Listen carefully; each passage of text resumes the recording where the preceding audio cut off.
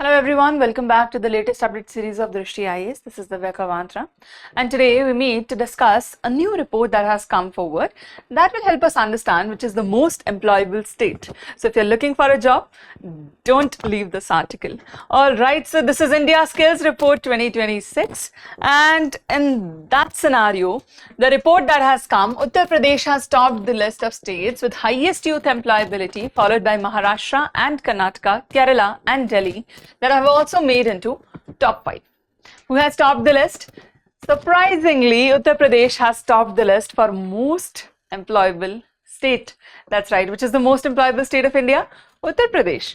So report puts India's overall employment at 56.35%, up from 54.81% in 2025.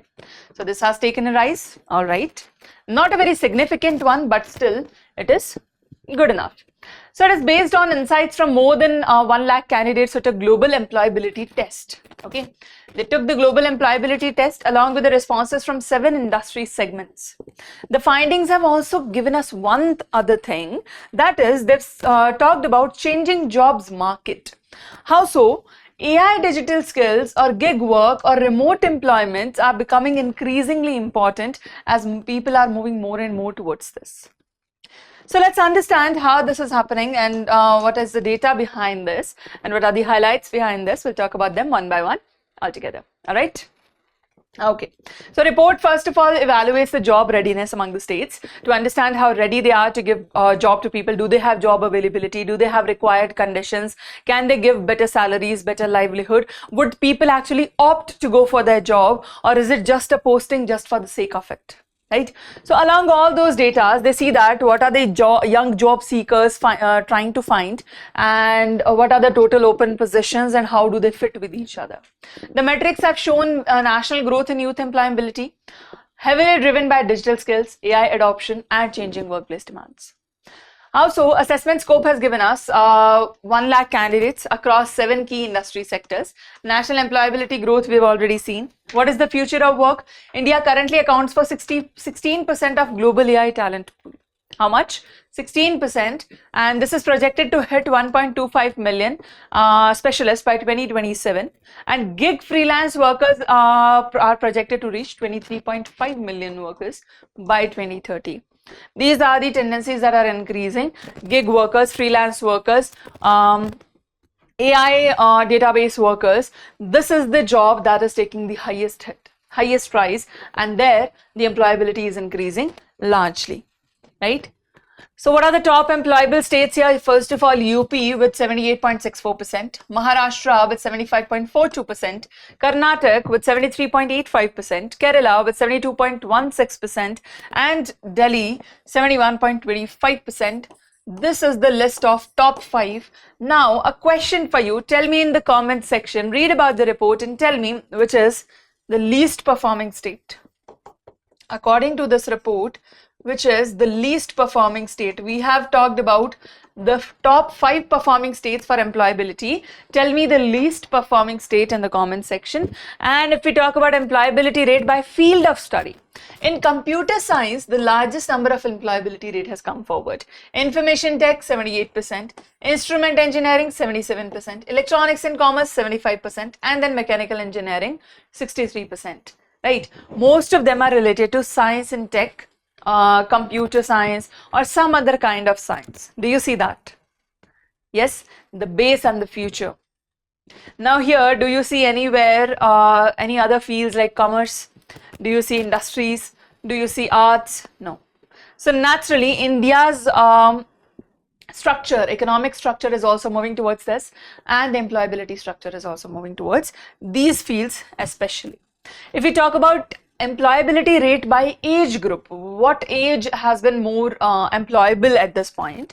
If we talk about 18 to 21 years, 71%, 22 to 25 years, 75%. Obviously, the mid-range has the highest one because most of the people by the time they turn 21 are still completing graduation, and because of that, the employability rate is there but not that high. It is highest for 22 to 25 because that is the time when they all start seeking jobs. And then 26 to 29, 71.79%. Post that, some of them either leave the job or maybe they continue. It is not like the data falls. But then again, most of them also move towards business, right? Today, startup industry is growing in India, and that also happens. So if we talk about overall employability trend of India 2022 to 26, we'll see that in 2022 it was 46.20%, below 50%. In 2025 it was 54.81%, at least it got above 50%, and now in 2026 it is rising to 56.35%. This is the trend that we have witnessed in India over a period of time, right? Exactly. So we understand that there is an improvement. The reason behind improvement is obviously the requirement of job, rising of the lifestyle, education of the children, and a lot of the factors. But amidst that, there are some government schemes also working that are necessary for your exam, right? This is not to say that every credit goes to the schemes. Please understand. Obviously, the credit goes to the hard work of the people and students who are studying very hard to get that job, employers who are posting those job opportunities, giving the opportunity to people, they have all the credit. But for exam point of view, we need to understand what are the schemes running behind this that are aiding this growth. Okay, so the schemes that are here are Pradhan Mantri Kaushal Vikas Yojana, first of all, PMKVY 4.0 version that is going on, that is emphasizing industry-led, demand-driven training in emerging tech domains like AI, robotics, green jobs, all that. They're giving training in that so that you are ready to adopt to those jobs whenever the opportunity arises, right? Secondly, there is National Credit Framework. What is this? It integrates vocational education with general academic streams. The general academic streams are fine. You need that basic education, okay. But along with that, there is vocational training that will ultimately get you land a job, right? That is also being done under the scheme. So Code on Social Security 2020, that was a framework that was specially designed to extend basic social security benefits to gig workers, freelance workers. So they also have proper working hours, proper leaves, proper payments, right? Their payments may vary according to the kind of work and kind of contract they have, but that doesn't mean that they don't have the right to payment. They should have a level of protection also. As a freelancer also, they should have legal rights. They can approach to the consumer court or any court if they are cheated on it, right? So that protection came under Code on Social Security. And then finally, Skill India Digital Hub, that is SIDH, right? That is Unified Platform for Skill Training. And while they are training for skills, they are also micro credentialing, right? Giving them micro credentials so that they can use those credentials to apply for jobs elsewhere. And then job matching. According to the credentials, they also match the job, what kind of jobs you can do and where you can apply. They help you and assist you with that so that you are able to land a very good job through this. Right? That is SIDH for you. These are a few initiatives that have been running, not all of them, but a few very important ones that have been running to actually aid the factor where employability increases in India. And as a result, we've also seen that employability has increased and it is going very good for people, right? We have a long way to go. This is not to say that we're done with it. We have a long way to go, but still we got very good structures out of it. Now, the last thing is that we understand about the report a little bit, what that report is and what is it talking about. So the report, India Skills Report, is annual assessment that evaluates job readiness, obviously, of Indian talents, map workplaces trends, and bridges the gap between industry requirement and academic output. It actually tells us that whether our academic output, the academic constructions that we are giving, whether that output is sufficient to fulfill the industry demands. If not, there is a gap, and that means one of those needs to change, and possibly the academic side, right? So it helps us very clearly understand where the gap lies, why after education also they're not able to find job, why the employability is less. That gaps become very clear by this report. And now the 13th edition of the report in 2026 that focused on the future of work, that is gig workforce, freelancing, AI supplemented workforce, remote work, and entrepreneurship. This was the theme of this. The report publisher, if we talk about it, is published by ETS, that is Educational Testing Service, and VBox in collaboration with Confederation of Indian Industry, All India Council of Technical Education, Association of Indian Universities, and Talent Solutions from Pagar. These are all the organizations that come together for publishing this. The sample sizes, they take 1 lakh youth candidates nationwide using global employability test.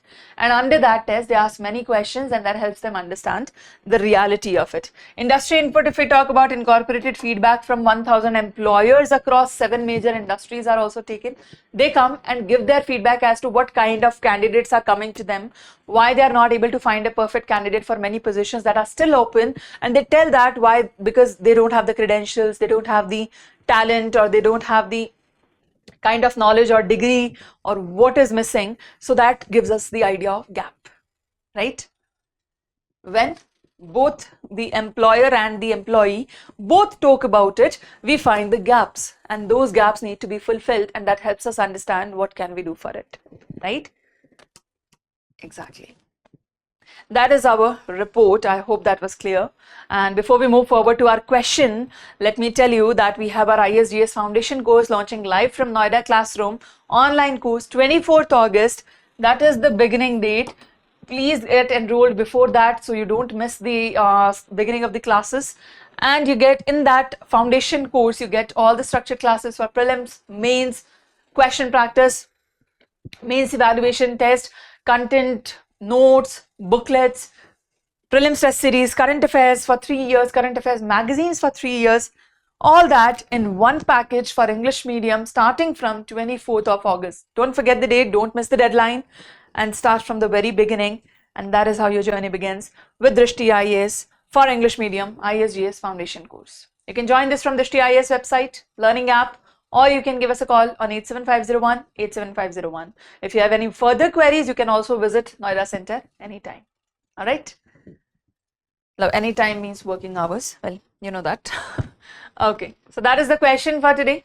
Read the question. Give us your answer in the comments section. Solve it quickly regarding India Skills Report 2026. All right, done. We'll wait for your answers in the comment section. And if you want to join us for more such current affairs discussion, you can join us daily at 8:30 a.m. live session for the Hindu newspaper discussion, PIB news analysis, as well as practice question on Drishti IAS English channel. You can subscribe to the channel and join the class daily at 8:30 a.m. live. All right. Okay, that was our video for the day. I hope you understood the topic, and we'll see you in the next video. Till then, take care. Thank you. Bye-bye. For more informative content, like, share and subscribe, and do not forget to press the bell icon to get the notifications.